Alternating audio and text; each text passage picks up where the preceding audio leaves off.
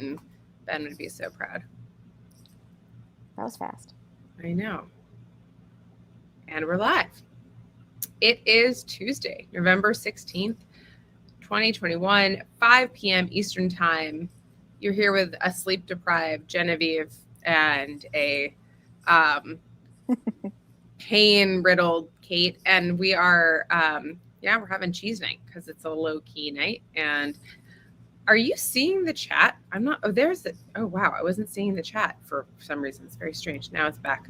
Weird stuff all around with Crowdcast. Maybe it got updated. Genevieve, I haven't caught up in a while. How are things going? Oh, man. Well, keeping in line with our modern medicine discussion, Luke got his first round or his big round of shots yesterday. Oh, how was that? Which was a terrifying thing to just witness.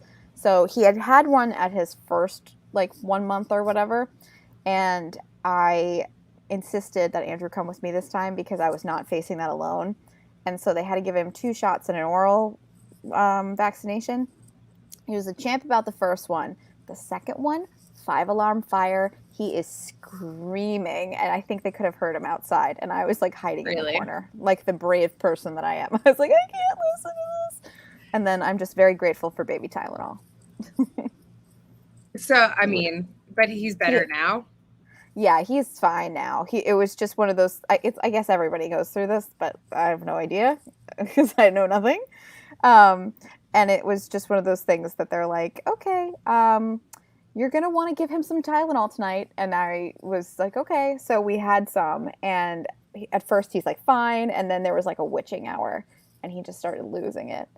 And he felt warm, and then every time we held him, it was where they gave him the shots was tender.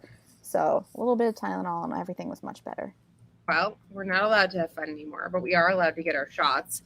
I will say that. So this is the nexus of Luke's pain and mine, which is that last Wednesday night at 7, I went and got my booster, and I couldn't even. I was going to do what Ben did and get the flu, and they couldn't even give me the flu. So they just gave me the Pfizer booster. And I was fine until it was sore. And then it got really bad around 24 hours later. And I was a mess on Thursday night. And then and so much pain on my arm and my back and my neck. And then I sound like an old lady complaining about this, but then it just hasn't gone away. It's not quite as god awfully bad, but I don't know what to do. That's the other strange thing, and it just kind of is. So anyways, now I'm just cranky and kind of trying to figure it out. I've just been heating padding it all the time. So one of the things that people keep suggesting is it was Pfizer, Devin Nunes' lawyer, but one of the keep suggesting is going to a chiropractor, and this is anathema to everything that science-based medicine believes in. And I'm really interested. What is it? Chiropractic? Chiropractic? Sure. It's chiropractic. Practitioner. Are chiropractics. Thank you, JDX. Real medicine. This is a poll question. Yeah. I'm very interested to know what people think. It helped my brother a lot. So the youngest brother had back issues, and it's his hip was not aligned correctly. And so he went to one, and he swears by it. And yeah. And I've heard a couple of other people, and then other people, it made things worse. So maybe it depends on the doctor. Yeah, I kind of, but I know people that swear by acupuncture, but they do tons of double-blind studies of acupuncture, and none of them show that acupuncture makes a difference. So I'm just kind of I don't know. I'm just kind of curious whether it's junk science or whether it's fine or but the other thing that I'm curious about is why do we, and this kind of is almost a harm principle thing, but why it is that we let people those types of practitioners exist. And there's been all of this other, why we're so upset about ivermectin. Why do we care? Like, why do we care if people poison themselves with like, or don't even poison themselves? Like, just take it and that does nothing. Like, I'm not, hasn't been clear to me. Do you have any idea? I mean, I don't have an idea why, like, society at large, but for me, it's just if you're willing to buy into a system of any system, and it has a distinct benefit for you, and it doesn't harm another, and I think that that's the crux there. Is like, so when I go to an acupuncturist, or I do something that's like, I don't know, or I buy crystals, for example. Crystal. Are you a crystal person? I am not a crystal person. I'm putting that's the next poll question. Are you a crystal person? I think they're very pretty, and I do have like geodes in our house, but they're there because I like the geode. They're not there because I think that they give me any peace. Although I make jokes with I've made a joke that I have diamond beaties and I require special crystals. I've never heard of that. I've never heard it called that. That's pretty great. That's like, oh God, I do like jewelry. It's so bad, and I got yelled at the other day because apparently I'm infecting people by sharing my diamond beaties diagnosis, and I got yelled at. Yeah, and I'm like, it's a funny word. Let me do it. But anyway, so if you're buying that, you're not hurting anyone else. And like, for me, that's fine. I am very skeptical of a lot of things. I don't know if it does work, but if it makes me feel better, I'm willing to entertain it. And so for that, like, I went to an acupuncturist a very long time ago, and he really helped me because I had a lot of like issues with like my thyroid, but he wasn't just doing acupuncture. He was also like monitoring my diet and giving me specific nutritional supplements. So I think that that's probably what helped me and like balance out whatever issues I was having. But yeah, so I mean, I guess like if you're going to be an empiricist, you have to be open to everything, right? Yeah, I mean, yes. I mean, even though there are studies that say they don't work. Well, I mean, I don't know if an empiricist, you have to be open to everything. I think that it's an empiricist you're open to like everything being open to being proven.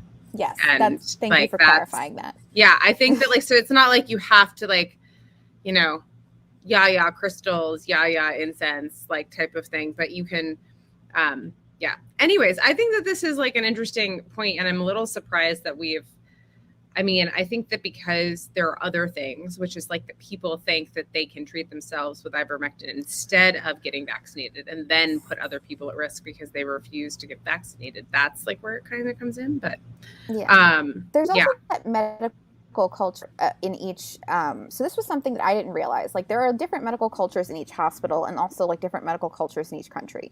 So I've heard that in Japan, if you go to the doctor and you leave and you don't get like an injection of some kind, then they don't feel like they've gotten like their money's worth for going to the doctor. This is anecdotal. I do not know this for a fact. This is just what I've heard. However, if you think about Americans, if like, especially I'll speak for my grandmother, if she goes to the doctor and she's not getting a prescription for a pill, she doesn't feel like she's getting treated. So when you think about that, it's kind of crazy too. Yeah, no, I think that there's a lot of moving pieces. The other thing that we were going to talk about is that we have no idea what's going on in the world because we've both been like our heads in the stand. You've had a baby and I have been working on a paper trying to ignore Twitter. But if people want to give us the news, they're welcome to come on and ask a question. Let me see who's asked a question so far. Who's Richard? Binge watching recommendations only. Oh sure. I'll invite John on. We can talk about that. Oh yeah, I did catch that. That was exciting. It was pretty funny. I do think that I was so in my own head about it that I didn't even realize that it was confusing for people, but a number of people have kind of been like, I had no idea like what. John Bordeaux, thanks for joining us. Hey, you hear me okay? Yeah. What was your question specifically? Well, I noticed that someone pushed a blue check upon you in your sleep, which I thought was a little uncalled for. So you woke up the other day and found out that you were verified. Yeah. And then promptly said, no, thank you. What the hell are you doing? So, and because of your status, then got a call from inside Twitter saying, do you really want me to kill it? Because I'll kill it. And now it's gone. So I'm just curious what the somewhat violent response to the idea. And again, I'm glad I found the right cartoon to capture it. Yeah. Oh my gosh, your cartoon was perfect. That was very funny. Also, I love Pigpen. He is excellent. John. So that was actually a perfect encapsulation of kind of what happened. And I'll let you go, Don, so you don't have to just like sit here unless you want to. You can Alice. It's all good. If you want to. Okay. But no, it was really funny. It was Sunday morning and I woke up and there was like, I had gotten this blue check mark and I have specifically never requested a blue check mark. And this actually is really interesting. So 2009, Twitter rolled out the blue check mark as kind of a way to age gate or to kind of to age gate and to basically verify what was like fake accounts that were proliferating on the site. And shortly after that, it became almost like it was not being used as that. And it started to become like almost like a party favor that they would kind of give out. I remember a lot of friends going to South by Southwest. Mm-hmm. And like, it would be like, they'd show up at the Twitter tent and like, there would be marketing people there and they'd be like, we can verify you. And they would like, that was kind of like how it was kind of being used.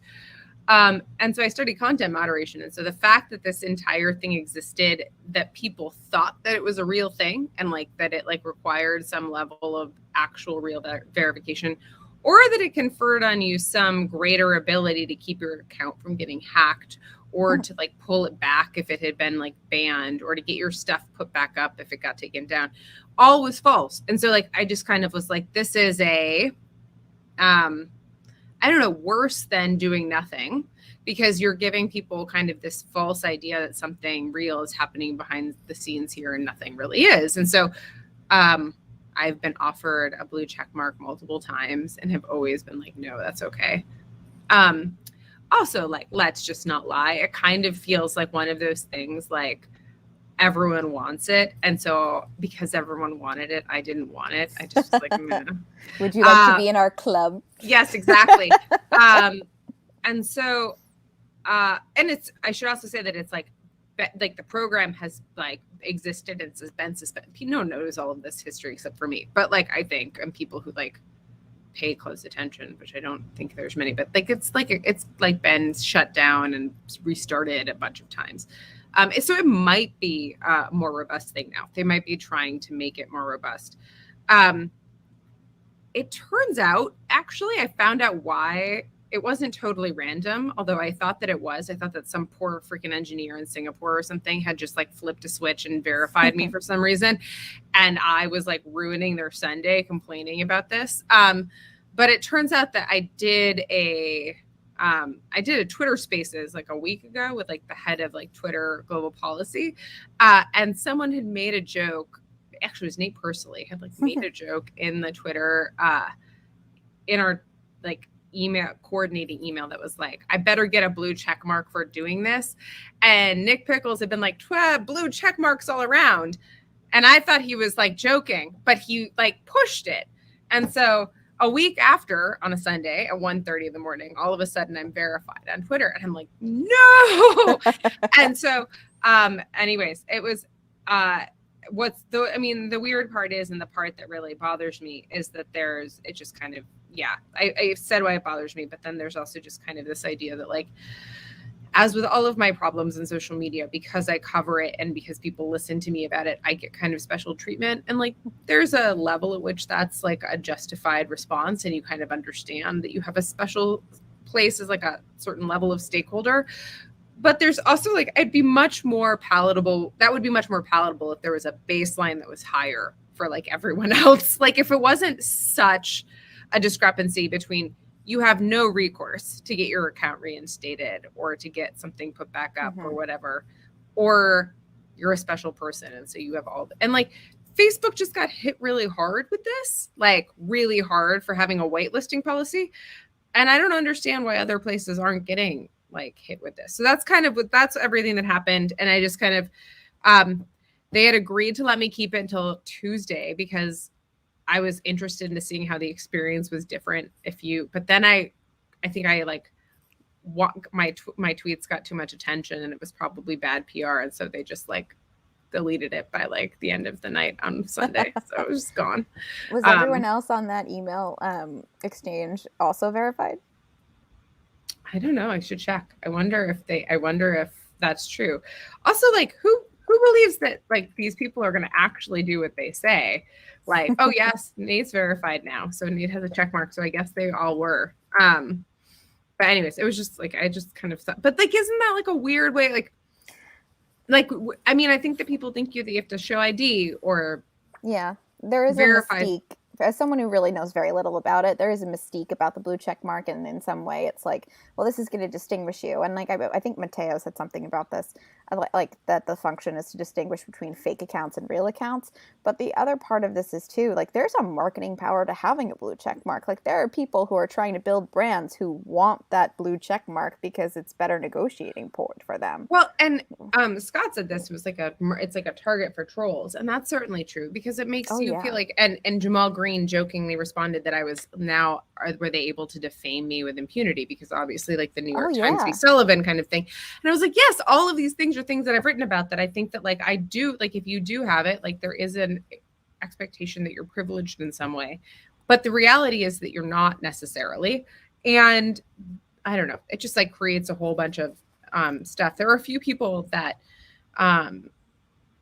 there are a number, like somebody sent me, can you get this guy verified? He has 292,000 Twitter followers, and he's like a Washington Post columnist and like has written a bunch of books. I forget the guy's name, and like is not verified. And I don't know what's going on there, but like, I mean, he is more of a public figure than I am. Like that's crazy. So anyways, this is all just kind of to say that I thought it was, I don't know, I just kind of had like weird ideological feelings around it.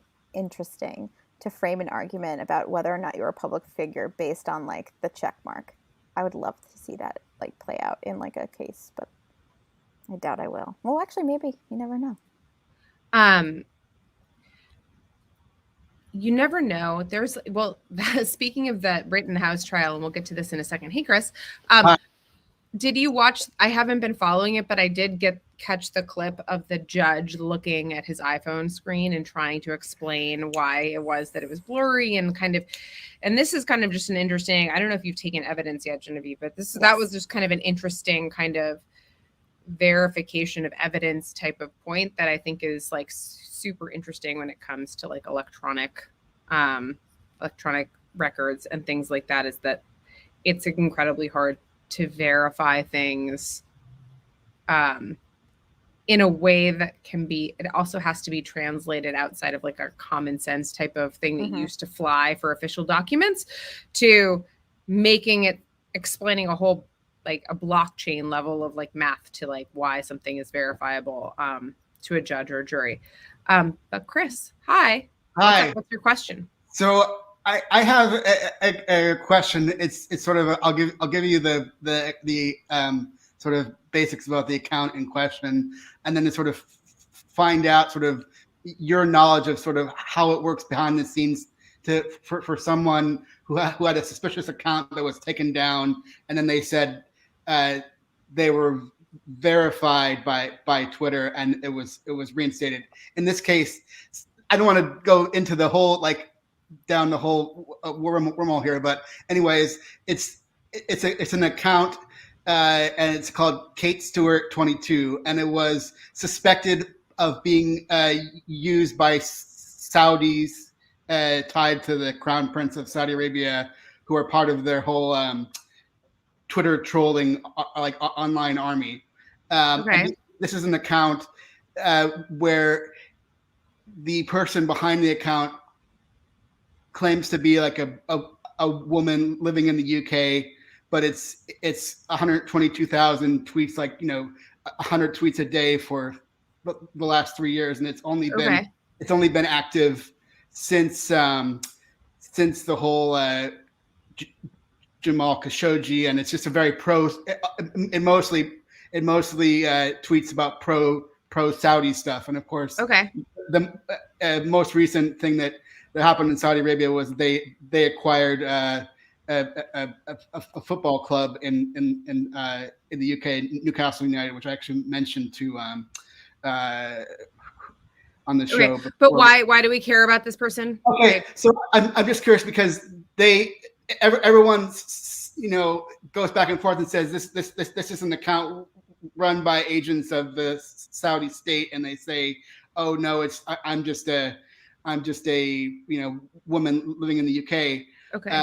It was taken down and it was reinstated, and the account will say, well, I was verified by Twitter. I mean, not with the blue check. I was prompted because you were talking about blue checks and verification. But do you have any insights into sort of how accounts that are sort of seen as suspect or trolling are taken down and then reinstated because the account usually says I was verified by Twitter, which no. Okay, so first of all, like a bunch of things aren't making sense. So hold on. Okay. Why do we care about this person? How many follow are they like well followed or listened to or something, or is it just like a random person? But it's I'm saying we should care because it's sort of like a only example I can think of where it's like an example of like a real user in the UK, but also with like the troll army of like Saudi Arabia state and Crown Prince behind this account. So the account is an amplification of the other messages, but by one individual. Yeah. I mean, it was named. There's a Al Jazeera journalist named Ghada Weiss who was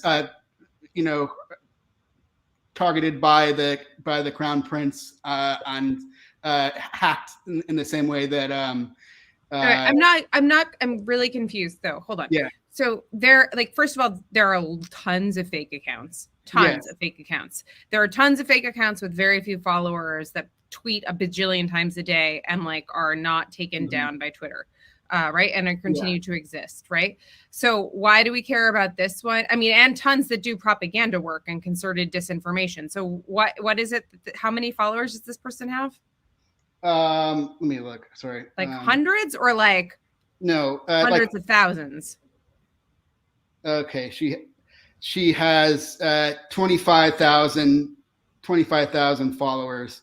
I mean, there's the possibility. So, okay, so to answer your question, well, how does something like this happen? First of all, them saying I was verified by Twitter is meaning something different than the blue check mark verification. It means probably, I'm not sure what, but they did something that required them, some type of appeal was allowed once their account was removed, if they did indeed remove their account.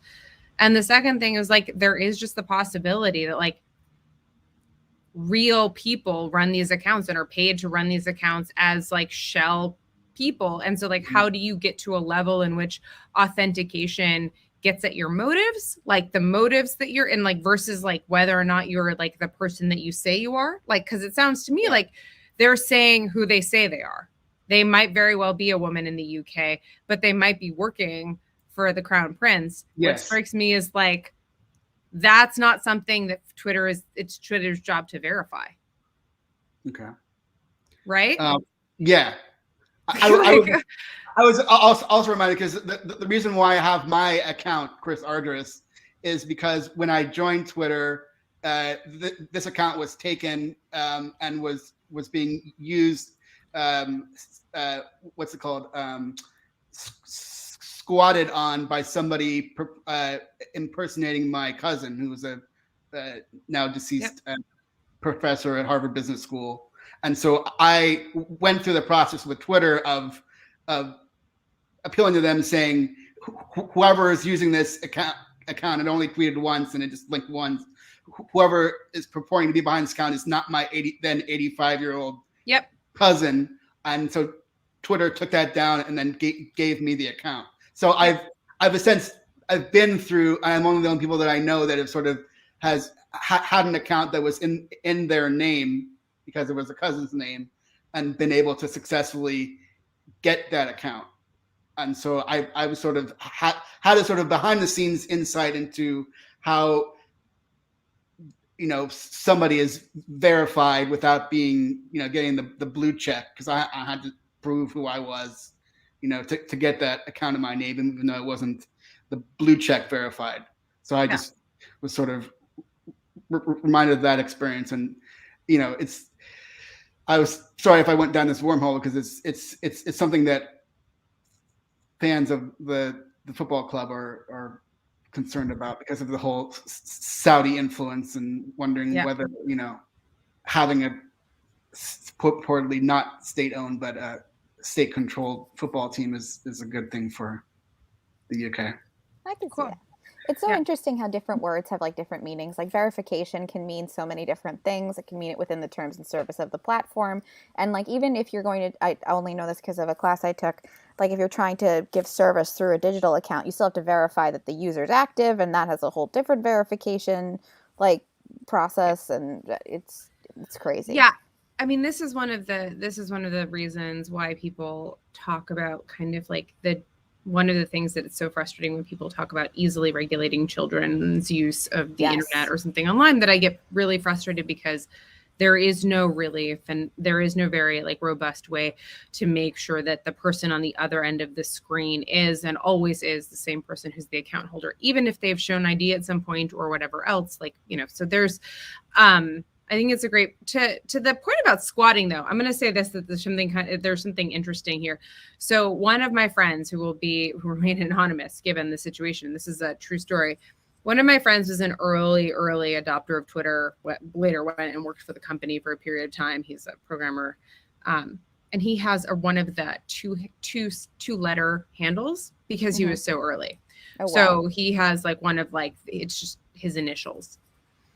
And he was approached, and he uses it regularly. It's not an abandoned account. It's not a deceased person's account. And there's a whole, like, there's literal IP issues and like an internet law around this.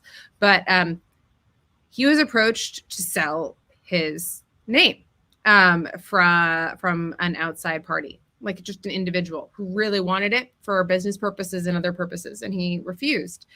And he was swatted repeatedly over, and he is a person of color. He was swatted repeatedly over the next period of like 6 months. So for those unfamiliar, swatting is basically, it is like a video game term that kind of came about from, I don't know, like people playing online and watching and like kids. It started, I think, as a prank. I'm not even sure if it's totally a prank, but it's just like the idea that basically, you call in a threat from a person's residence, and you get like a SWAT team sent to their house, and they come in with guns blazing, and sometimes people get killed, and it's incredibly, incredibly dangerous. And it's this use of state force in order for no reason or for the purposes of like harassment. Anyways, he got multiple swattings, like of basically of people calling and saying he was abusive. His wife and young kid were standing cooking dinner, and like the tea and like a police would not leave the house. That's because horrifying. They didn't. Yeah, it was really terrifying. Anyway, so that's like all to say that like this was all over a 2-letter Twitter handle. So that's kind of an insane. That's kind of like I don't know, an insane level of this, but yes. There could be like an entire, I mean, there has been textbooks written about kind of like the estate law, or like of what happens to Twitter accounts or to various, and like how social media, there's like a very dark story here, how they had to evolve these kinds of ideas, like in reaction to people that dying that use the services, and people lying and taking. Do you remember in Property we taught the sex.com case? Yep, I remember that very vividly. There's also sorry. No, it's so for everyone in the chorus, it is fascinating because there's the use and there's like the enrichment of the building of the business itself, and that person doesn't benefit from or is trying to get it returned to them because the other person had taken it, but they were in jail. And I'm not going to be able to do a very quick like caption No, I here, don't but think- it is fascinating. Yeah, it's a good case, and that one has in particular has a lot of twists and turns that are good for kind of for illustrating. There's also some crazy website. Hold on, let me see if I can find it. Oh, and I don't want to bury the lead, so let me see if I can find it. Yeah. To those unfamiliar, the problem of squatting was significant, and the case that especially in the late 90s and on domain names. So the idea was that you'd go and for free or almost free, you'd register a huge swath of domain names, and then when inevitably Walmart wanted to have walmart.com, you would have like bought walmart.com, and they would have to pay you some massive amount of money to just hand over this property right, basically. And it led to a number of cyber squatting. That was what it's called, and they led to a number of kind of like a number of lawsuits and kind of an established way to kind of delineate these types of things and to pass this along. But the case that I do with property class that Genevieve was in was the case of sex.com, which was that it was a domain name that had been registered by one person, and then another person and then they didn't use it, and then another person stole it, and then basically developed it into an entire pornographic empire that was worth a lot of money. And then the person wanted it back, and the one who had stolen it and used it and developed this and done nothing, kind of went and absconded with all of his riches to the Canary Islands or something, and he remains. Yeah, and never faced justice. And it was it was amazing. It's an amazing case in a bunch of ways, but one of the reasons is this idea of intangible property and how we understand, and which is very relevant with NFTs these days, of how we understand kind of all of these types of property where you can't actually possess the thing or control it necessarily, or you could control it, but you can't possess it. So that's kind of physically possess it. So it's a good case. Speaking of which, Richard, let's see if Richard can come on. Twists and turns. We love a plot twist. Hey, Richard, what are you watching these days? Well, my wife and I are 3/5 of the way through Chernobyl. So good.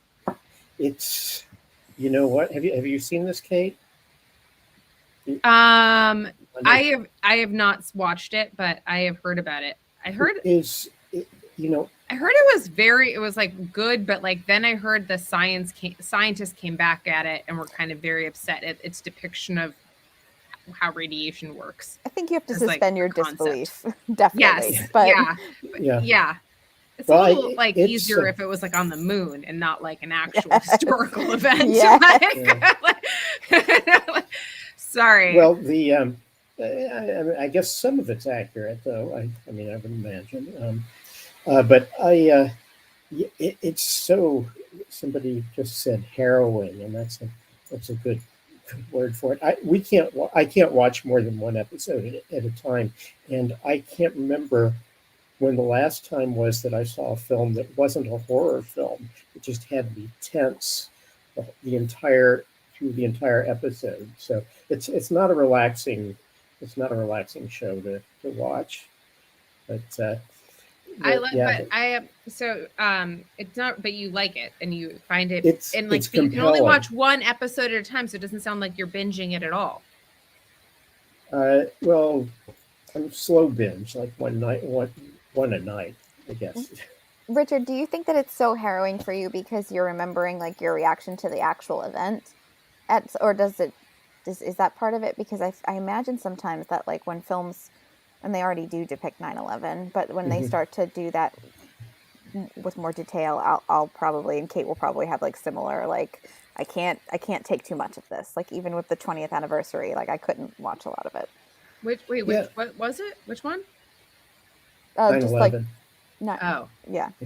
Yeah, I with Chernobyl, I remember, I remember the period well. I wasn't following the story much, deeply, but I was following it along enough. I knew when the I remember the reports when they first detected the radiation in Sweden, and then there was concern about, well, what's going to happen with this radiation? Is it going to travel to America and kill us all? And I don't think people were too concerned about that. But I don't think it's so much that.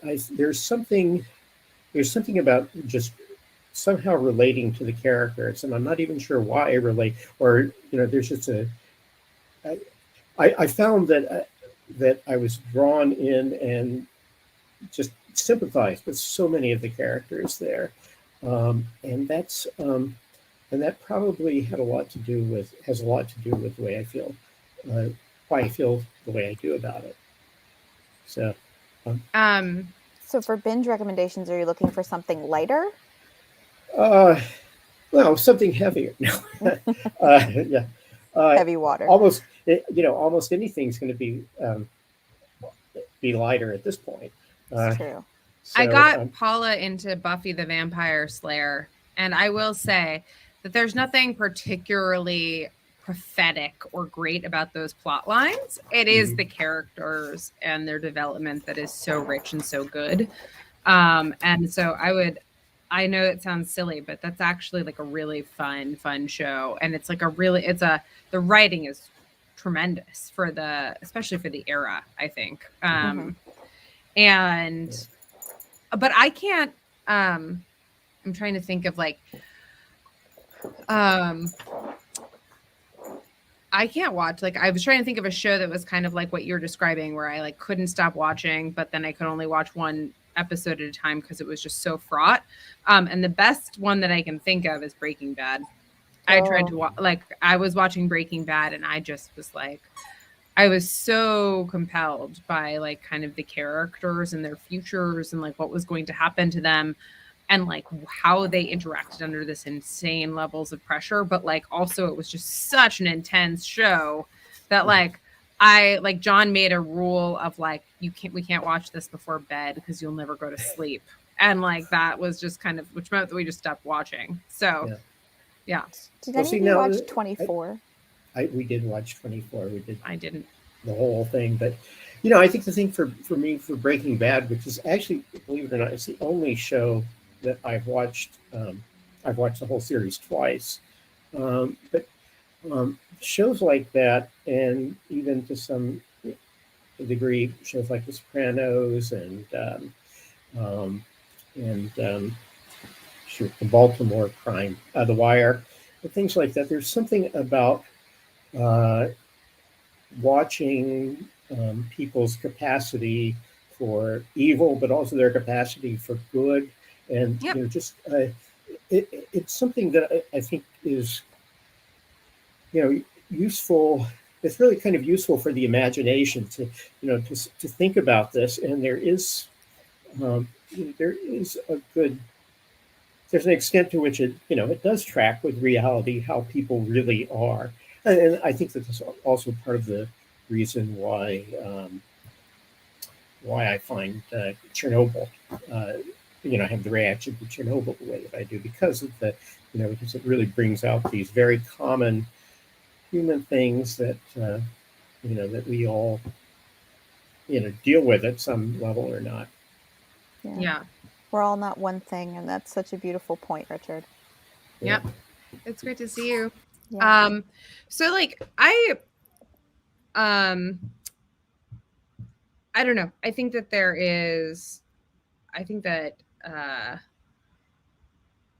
right now, now I go back and I watch The Wire all the time, and it's one of my favorite shows, and I've watched it a million times, but I don't ever watch the season with the kids over again. I can't ever watch that over again. I just skip it. Or don't watch it. So that's kind of I don't know. There's just kind of, I don't know.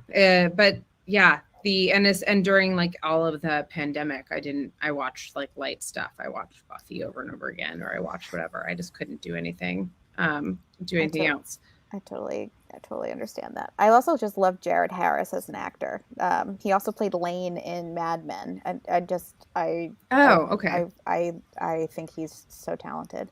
And then I have been late night binging Peaky Blinders, which is bizarre to me that is like what I am putting on I when like I'm Peaky up alone. Blinders. No, I love it, but it's not like a soothing show. It's like No. something that's really getting you going. So if I have to try to go back to sleep, it's probably not the best choice.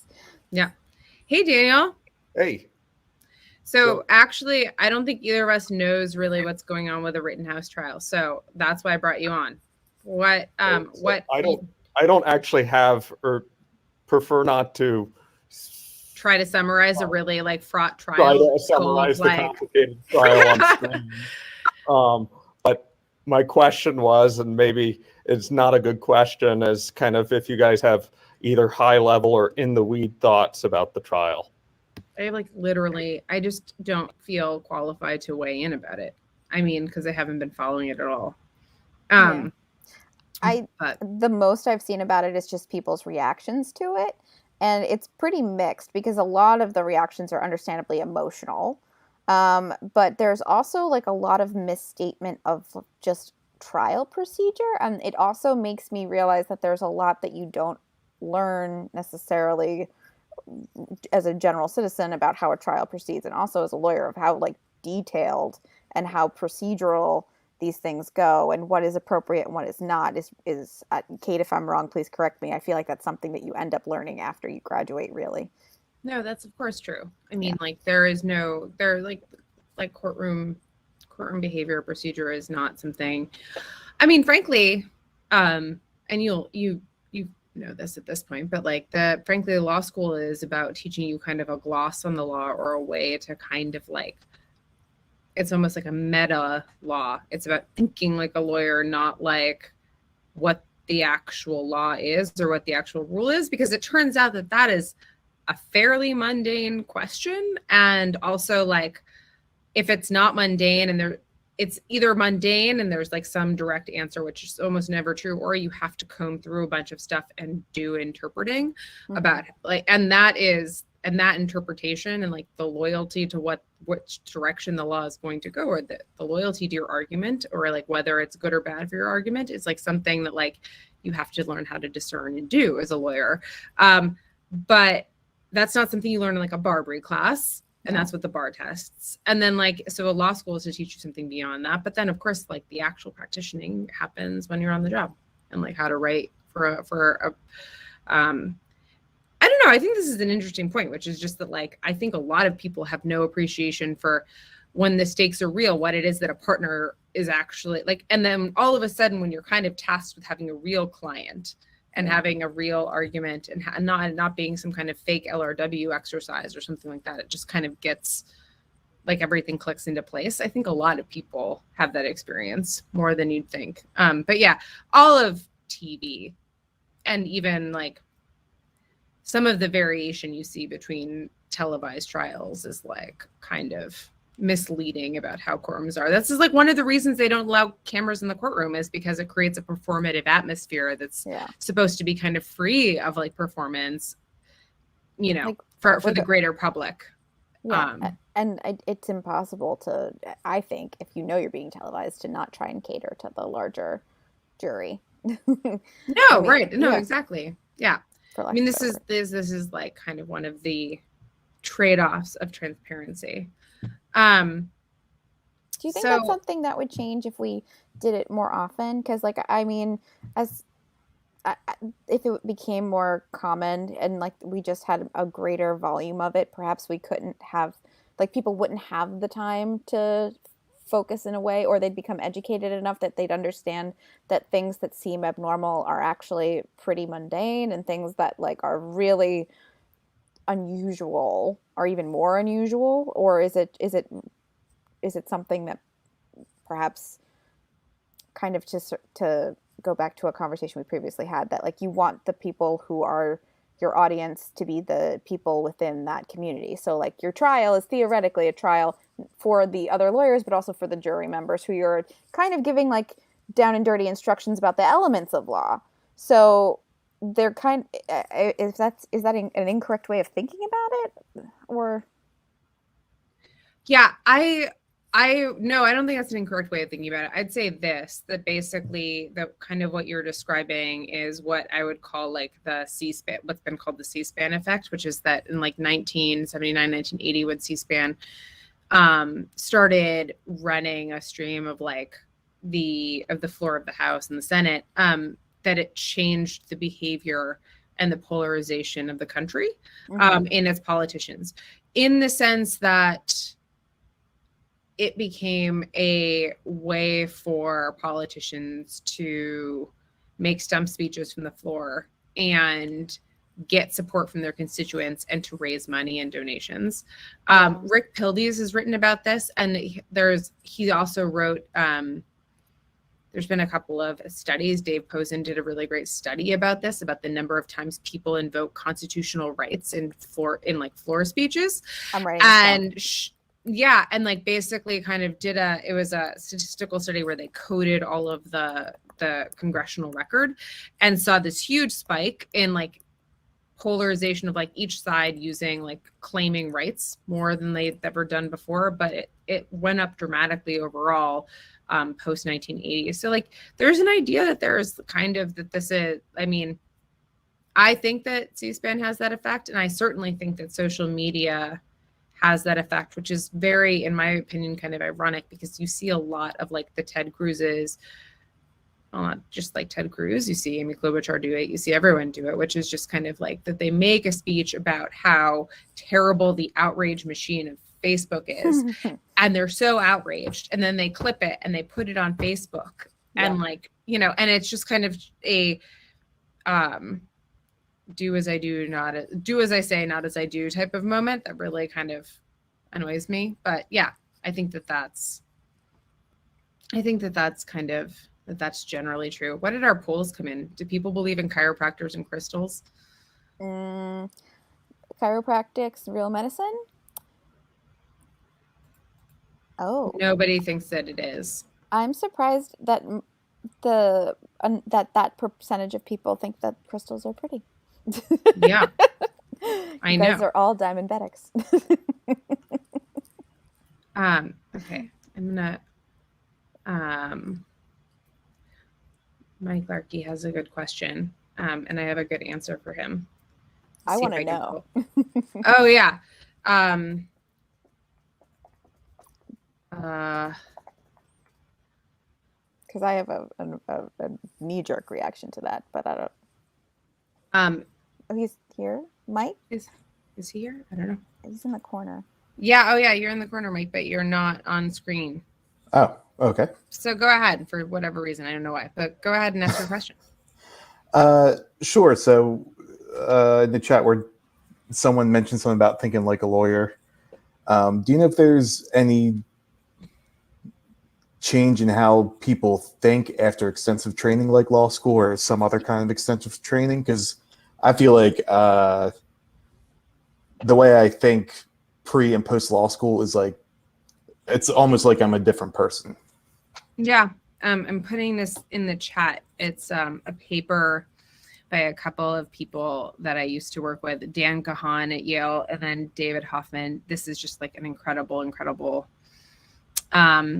paper. It's excellent. But basically it is a study essentially of whether or not people view facts differently, given the amount of training, like objective facts differently, given their bias in certain areas.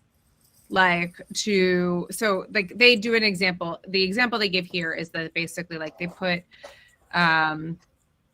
there is a statute about littering, and there is a water bottle in the desert that is found, and like they charge a person with littering by throwing this water bottle away, and they claim person claims that they were putting in the desert for immigrants that crossed the border. And do you like basically the study is designed to kind of pull you one way or the other depending on your politics. Like if you normatively believe that like immigration is fine and that we shouldn't go after immigrants as much, like then you kind of aren't inclined to find that there was littering. And if you, and you know, likewise, like, or you know, or the opposite, right? And so what's really interesting with this study by Dan and Hoffman, by Kahan and Hoffman, and Evans is kind of like, they did this study and found that they tested a bunch of different populations. One was lay person population. One was a group of law students. One was a group of lawyers who had been practicing the bar for like a number of years. And one was a group of judges, and found that like basically the people most capable of overcoming their personal politics and biases were judges, and that it basically went down after that. Like that like judges, like the more legal training you had, the more professional and unbiased your judgment was, and kind of weighing certain types of facts than lay people, which is a really interesting kind of counterpoint to accepting the Supreme Court and the politicization thereof, the idea that judges are more politicized or biased towards their personal politics versus the opposite when the law is fairly straightforward or clear. With the idea that the judges are like practiced in it's actually a cognitive science concept kind of called in the paper they call it professionalization or cultural cognition. But you could call it like a type of pattern recognition, that like you're able to sort out like the things that you're not supposed to be considering and that aren't relevant to a case from basically the things that are salient. And that is so Mike, like as like a lawyer, I think that like there's some, like when people, I don't know if friends come to you for legal advice, but you get very good at this. Whereas like friends come to you for legal advice and they have all these feelings, lots and lots of feelings. All of these things have happened to them, lots of stress. It's like a very normal thing. And like, then you have to just like listen and be like, okay, that doesn't matter. That doesn't matter. That doesn't matter. That doesn't matter. Just answer these 3 questions for me. Like, did you say anything to the police officer? Did you did you apologize to anyone? Did you did you do this? Like, did they write you a ticket? Did they when's the, like these types of things? Or saying maybe and then listing 20 pieces of information that you need to know. Right, exactly. And so I guess my point is basically that that those types of things, cognitively, you might call them like a pattern recognition. And I really like the example Dan usually gives them like his criminal procedure class, which is the chicken sexer. So there's like in poultry factories, they sex chickens on the first day that they hatch. And it's like a very tiny difference to be able to, like, you could do DNA testing, but that's very expensive and time consuming. And like, how do you ever find that chicken again? I don't know. There's like a whole bunch of other things, but basically what they do instead is like they pick up a chicken, they squeeze it a little, and then they can like see this tiny little difference. And the people who do this for a living can like do it with like see things that like you and I wouldn't be able to see, but they do it with like 99% accuracy of like separating roosters from like hens. And so like this is kind of this idea of like pattern recognition that like is another form of professionalization. Obviously, the pure visual kind of medium of like chicken sexing is like different than, I hope different than the law, the study of law. But that kind of general idea. Is that helpful, Mike? Yeah. Right answer. I'm just gonna yeah, I think that I don't know. I think that that's I don't know. I do think that I grew up with lawyers and my brain changed during law school. So I think that that's I think that you have to accept so many premises that you disagree with in certain like circumstances just for the exercise of it, and that's healthy. And I wish more people would do that. Yeah, I think that that's right. The last question, I'm going to read it because we're at 5 minutes left. Is apparently John Bordeaux is already subjecting his bride to holiday music. Today is a very November 16th. Yes. Today is November 16th. I don't know if the Dr. Reverend is here, but if she is, then I'm sure she'll have a feeling. Is it too early for Christmas music? Because let's be honest, there isn't like, no one's blasting Hanukkah music or Kwanzaa music right now. I don't think. So John is defending him, saying the week before Thanksgiving is the pertinent part of this. However, I find that could be a very, very long time, particularly when the third Thursday is early. That is a really long time for Christmas music. And I love Christmas music. But yeah. I don't love Christmas music. I think that it's like really, well, I mean, I do sometimes, but mostly I find it only Mariah. I could put that on loop and dance around that to my house like all day long. It's really good. I love the and Pentatonics is good.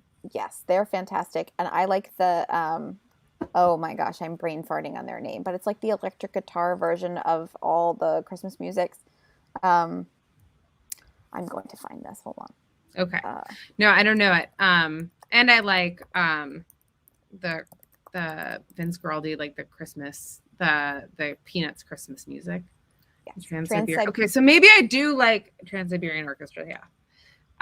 No, anything but Alvin and the Chipmunks. Springfield does. There's no way. I do a mean Alvin impression. I will say that. Oh, and Dar Williams, Christians and the Pagans. That's a good one. It's pretty classic. We are going to leave it there. We're a little bit early. Oh my gosh, Richard, where are you with your Brockner? With your clock for the next time that the hours till that you made the hours till the next show. But we're going to be back 23 minutes. Here it is. 3 hours and 4 minutes from now. Yeah, 4 minutes from now. Did I get it right? Yeah. Nice. And we're going to be talking about the end of ownership, speaking about intangible property and more specific. It's not, well, he wrote a book on the end of ownership, but he also wrote a great book that, oh my God, where is my brain? In my calendar, which seems to have just like spontaneously disappeared. I'm really excited for this. Yeah. On the right to repair. So this is that. So that's like, it's super fascinating. Just kind of all about kind of planned obsolescence in technology, the ability to repair without violating license, but without violating terms of ownership. Just like the ability to kind of the fact that we need to create this right out of property rights. I don't know. It's like a lot of really interesting things. And we'll be back tomorrow to talk about it. And until then, Genevieve, we don't have fun anymore, but we do have Christmas music very early in November. Yeah, I kind of signed. I'm anti-John on this one. Bye, guys. See you.